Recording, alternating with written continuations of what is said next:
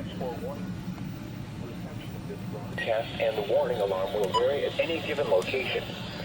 This variability, normally more noticeable at greater distances from the transmitter, will occur even if you are using a quality receiver in perfect working order.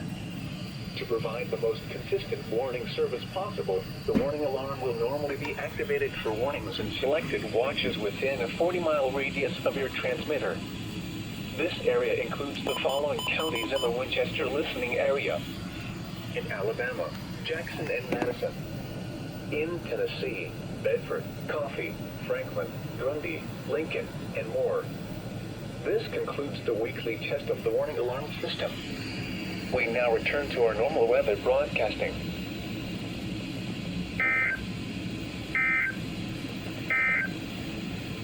At 11 a.m.